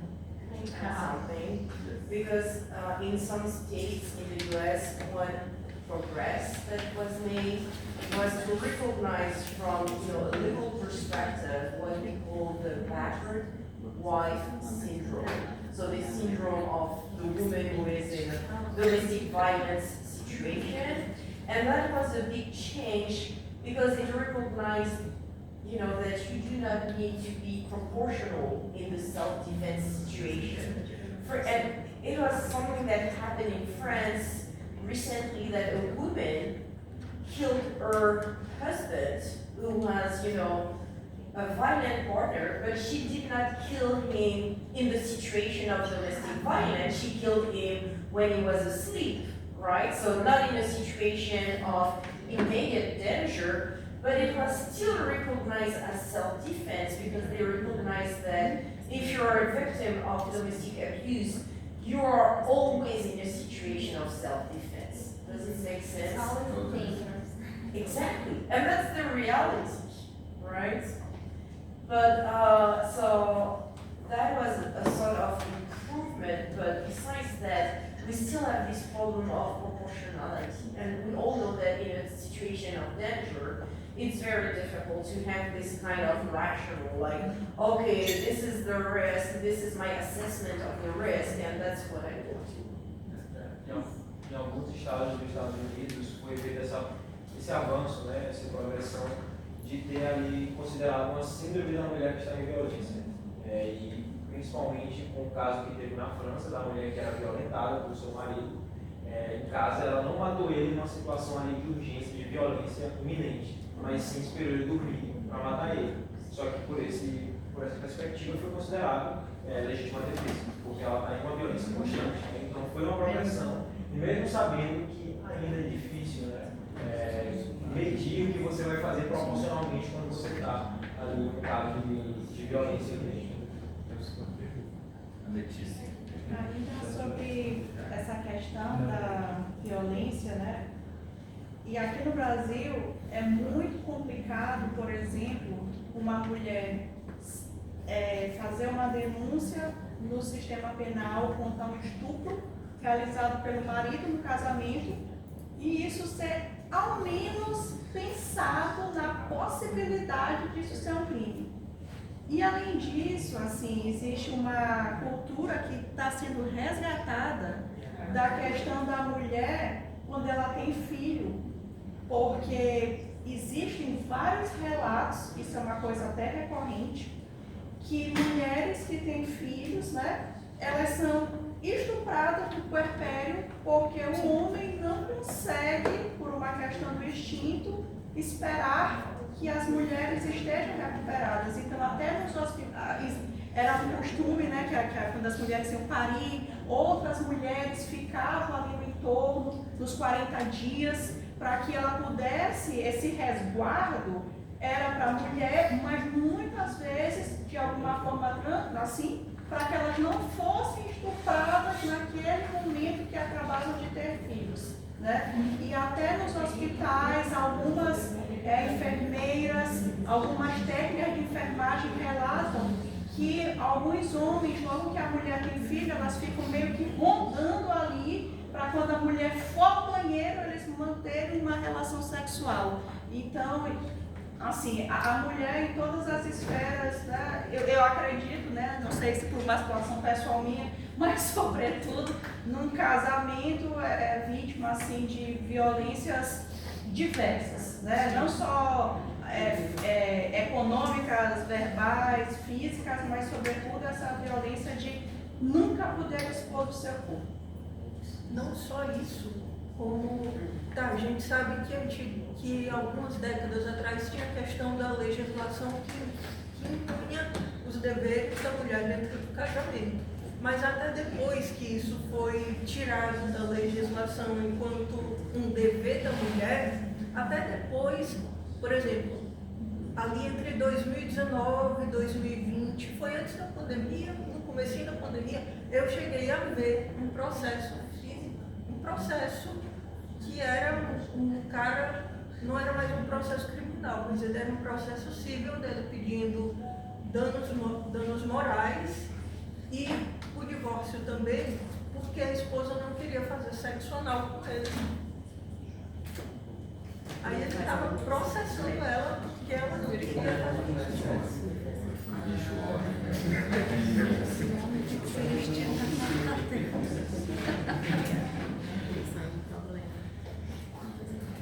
Aí, antes você falou sobre estupro marital e que tem que estar montando essa cultura de acontecer, da mulher ser violada no puerpério.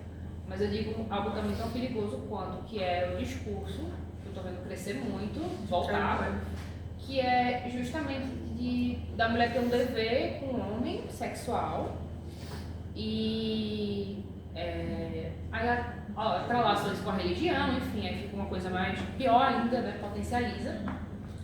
E uma coisa que eu percebo muito também com esse discurso é que, eu acho que vocês estavam até falando sobre isso também, não existe assim, quer dizer, existe para as pessoas uma vítima perfeita. Se a vítima não tiver demonstrado que sofreu com aquilo, se a vítima se vestir de um jeito específico, se a vítima não tiver um padrão de vida diferente, se a vítima, até questões de raça também, é impressionante como consegue mobilizar a mulher pela violência doméstica, pela autodefesa, pelo estupro, pelo assédio. E esse discurso está vindo tão forte agora que está me assustando muito. Especialmente nas redes sociais que eu vejo, eu fico, gente, como é que está acontecendo? É aquela coisa, se a mulher está passando por um processo de violência doméstica, ela está tipo, tentando sair da dependência emocional, se ela é o tipo de mulher que não consegue sair daquela situação, não sai daquela situação, não denuncia, ela é vista como assim, conivente com o homem. Peraí, por que tu saiu antes? Por que tu não foi embora antes? Então, aquela coisa, a mulher sempre vai ser culpabilizada pelo que ela fez. Por exemplo, se ela casou com um homem que é agressor. Ah, mas ele casou mal, né? Pô, tu não conhecia ele antes? Tu não sabia que ele era uma pessoa ruim? Então a culpa é sua, né? Você escolheu ele. E aí, é aquela coisa, homem não é tipo, gente, homem ruim é ruim, isso não vai mudar não. Quem tem que mudar é a mulher que tem que se policiar, a mulher que pode casar com homem ruim, gente, é aquela coisa, né? É sempre um jeito de culpar mulheres. E é muito triste porque esse discurso está vindo com muita força e assim, os homens, né, eu acho que com esse aumento do Red Pill, do incel, eu fico só pensando que vai só piorar, assim, tá pior a cada tempo. Porque foi falado ali da síndrome da mulher batida, né? E pelo menos tem entendimento, eu acho, fora, de que quando a mulher está passando por esse processo de violência doméstica, de abuso, ela não está psicologicamente estável para sair da situação, se existe uma dependência emocional. Ela não está bem, ela precisa ser acolhida, entendeu? E não julgada. Mas é impossível, aqui no Brasil, aparentemente é impossível. Por isso ela... Coitada. Mas é isso. A fala da Laura me lembrou muito o caso que, inclusive, não sei se vocês estão acompanhando, da Victoria Rochelle. A Victoria Rochelle, ela sofreu estupro, ela foi uma vítima de estupro pelo próprio pai. E aí ela teve coragem, denunciou. E aí, quando isso aconteceu, no local, ela era da mesma faculdade que eu, da estagiários juntas no UFRJ, e aí, quando a notícia estourou, a pergunta que faziam nos corredores da faculdade é: mas por que ela não saiu antes? Se ela estava tanto tempo sendo violentada, por que então só agora ela decidiu? Será que foi o dinheiro? O que foi? O pai dela é um advogado muito conhecido daqui de São Luís, e ela ficou mais abalada ainda porque ela foi para as redes sociais com uma forma de solicitar um apoio, o pai cancelou tudo, ela tentou se matar, passou 40 dias ainda internada. Então, hoje em dia ela desenvolveu o que seria o passo, né? Ela tem um tremor que não passa de jeito nenhum. Ela foi para a tribuna para tentar conseguir ajuda, porque o pai é muito influente, tentando abafar a situação. E aí, o Iglesias até trouxe o caso dela para uma questão midiática, ela pedindo pelo menos uma questão de retornar, de restabelecer o plano de saúde dela, porque ela quer se internar. a situação dela está tão extrema que ela quer se internar e não consegue se internar de uma forma que ela se sinta segura em uma instituição porque o pai, então, cancelou tudo. Então, ela sofreu violência econômica, violência psicológica, estupro, e ela quando ele dopava, ela misturava medicamentos no álcool e ela trabalhava com ele, era estagiária dele, ela estagiava em 2 lugares, ela sempre estava muito sobrecarregada, então a gente dividia as tarefas com ela, não, Vitória, a gente divide contigo. E aí ele dopava ela, estuprava, e até que um dia ela teve coragem de pegar o celular antes dela conversar com o pai, deixar ele em determinado lugar, e eles, falando do processo, depois eles tomaram uma taça de vinho e ela simplesmente apagou. O vídeo, um pedaço dos vídeos que ela ainda chegou a mostrar pra gente, claro, em off, ela tá simplesmente apagada. Ela tá como se ela estivesse morta, como se ela fosse uma boneca morta. E ali, ela pegou esses vídeos, levou pra delegacia. Tem casos também de estupro de crianças, né? Estupro de vulnerável, que ele vai para os interiores, estuprar as crianças, fósseis das crianças, enfim, de todas as formas possíveis. Mas ainda assim, a justiça foi tão morosa com ela que já vai fazer meses que a situação está perpetuando e ela simplesmente gritando o tempo todo. E somente agora, depois que o inglês deu voz para ela, em certo sentido, foi que saiu a liminar que deu a questão da pensão e restabeleceu o plano de saúde para ela. Mas foi preciso muito para que ela conseguisse o mínimo isso. E o tempo todo as pessoas dizendo, por quê? Foi conivente? Por que tu saiu só agora? Mas a culpa é tua, porque tu estava lá. E ela, sabe, uma situação de vulnerabilidade extrema e assim que a sociedade via. E colegas que conviviam com ela proferiam esse mesmo discurso, dizendo, mas por que tu saiu antes? Por que tu não gritou antes? E é o que acontece em várias áreas, com várias mulheres, com várias pessoas, enfim. O pai dela é muito influente. Muito, muitas amizades. É por isso que o processo não anda. Muito influente.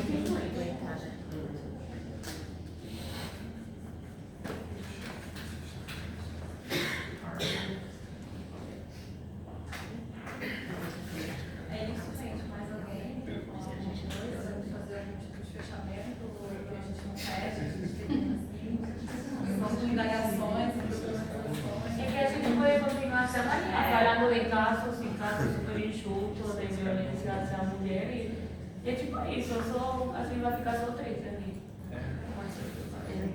Pero não,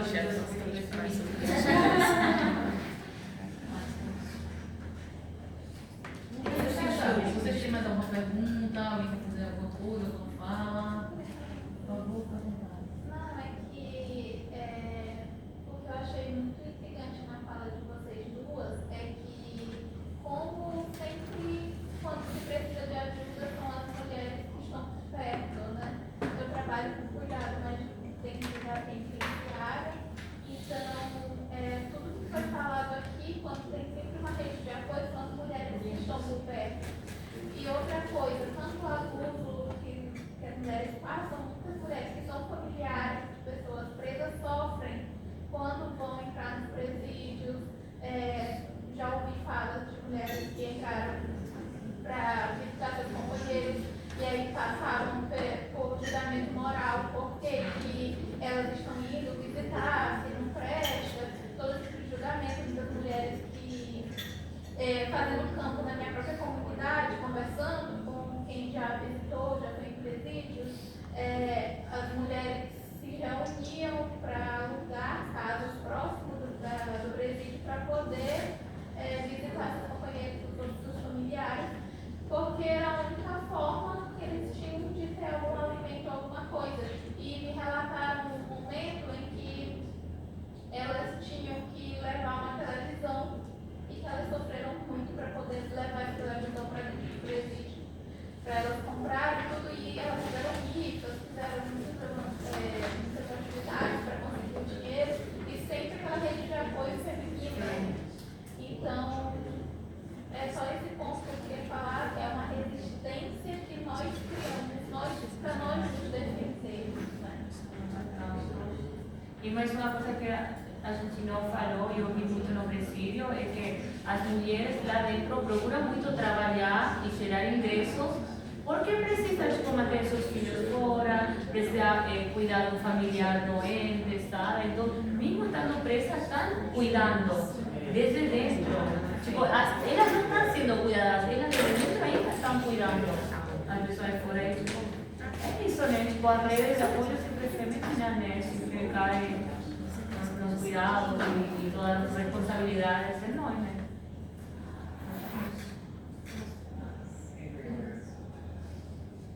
É isso, gente. Fechamos. Obrigada. Gente,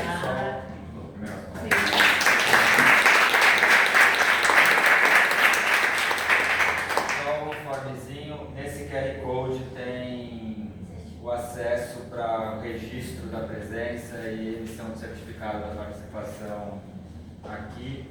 Amanhã a gente continua, se a reforma da praça permitir, lá no coreto da praça, senão a gente vai realocar, porque a praça está fechada, e aí a gente vai informar pelo Instagram, tá bom? Então sigam o nosso perfil no Instagram, outravisão.ema, certo? Tá, gente. E quem quiser material pode falar comigo, e pode seguir Libertar Elas no Instagram também. É assim mesmo, Libertar Elas.